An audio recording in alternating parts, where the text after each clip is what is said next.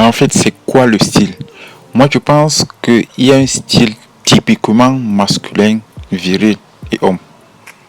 Il y a un style, le style, c'est quelque chose de singulier, c'est quelque chose de particulier, c'est quelque chose qui exprime notre élégance, c'est quelque chose qui exprime notre manière de voir le monde, c'est quelque chose qui exprime notre manière de nous mouvoir, c'est quelque chose qui exprime notre manière de philosophie, notre manière de penser, notre manière de réfléchir, notre manière de bien nous sentir, notre manière de penser, notre manière de d'être, notre manière de nous représenter dans un monde qui est en mutation.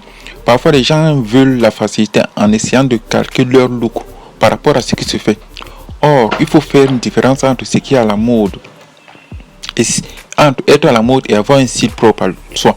Parce que quand tu es à la mode, tu ressembles à tout le monde. Quand tu ressembles à tout le monde, forcément, tu n'as pas de personnalité. Tu vis en fonction des goûts des autres. Non, alors que quand tu as un style propre à toi, tu ne te laisses pas avoir, tu ne te laisses pas imposer quelque chose du monde extérieur. C'est comme si tu avais un message, c'est comme si tu disais au monde, je fonctionne comme ceci. Ça peut vous plaire, ça peut ne pas vous plaire, mais je suis comme ça. Et je ne changerai pas parce que je ne suis pas un mouton, je ne changerai pas pour faire plaisir au monde. Je ne changerai pas pour être old fashion, pour être pas old fashion, mais je ne changerai pas parce que c'est la philosophie dominante. Je ne changerai pas parce que c'est l'ordre préétabli. Je ne changerai pas parce que c'est comme ça que tout le monde doit fonctionner. Est-ce que vous comprenez bien? Ce qui veut dire que moi, quand je vois un homme qui est habillé, je me pose toujours la question. Si une guerre se déclarait maintenant, si cet homme était attaqué par un ordre de Louba, comment cet homme s'en sortirait? Est-ce qu'il est capable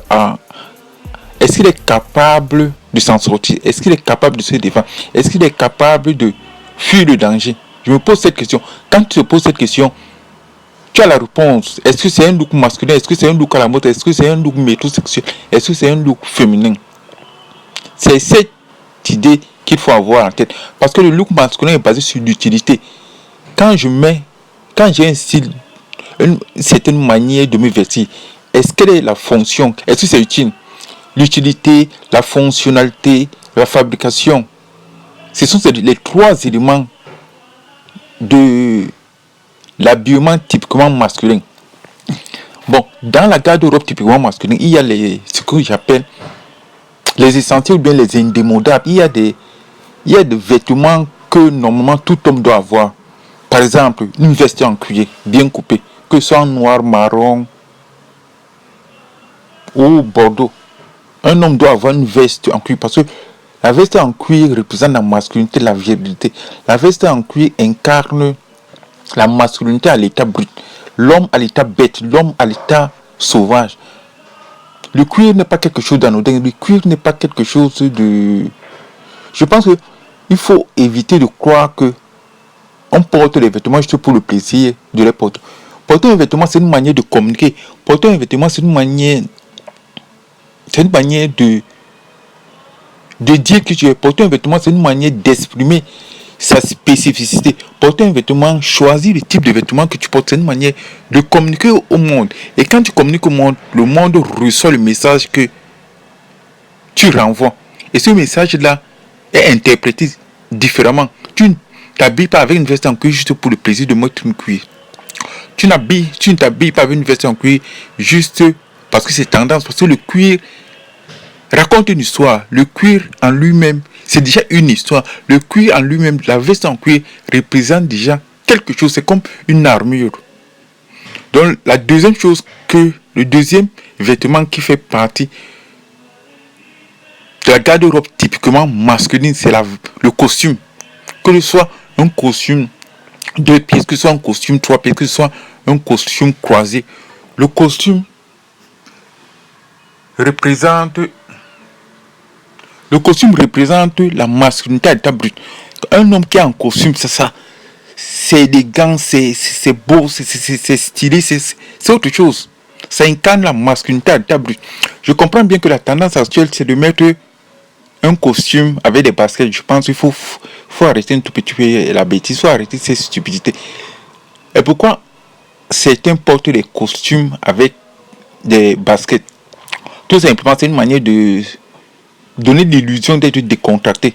C'est une manière d'être à la mode. C'est une manière de faire perdre à cet événement qui a un côté strict, le rendre un peu plus à la portée de tout le monde. Mais moi, je n'ai jamais compris le sens. Qu'est-ce le sens de cette philosophie? Cette philosophie qui consiste à désacraliser le costume, c'est le mot que je cherchais, la désacralisation de certains vêtements masculins. Le costume ne se porte pas avec des baskets, il faut arrêter des bêtises. Le costume se porte avec des chaussures, pas n'importe quelle chaussure, il faut arrêter. La troisième chose qui fait partie de la garde-robe masculine sont les chemises. Mais je pense que maintenant, à la mode, tout le monde veut mettre des t-shirts. Je pense que les t-shirts, c'est quand tu es au lycée. Mais quand tu sors du lycée, un homme doit avoir des chemises dans sa garde-robe. Il n'y a rien de plus masculin qu'une belle chemise. La quatrième chose, c'est un blazer.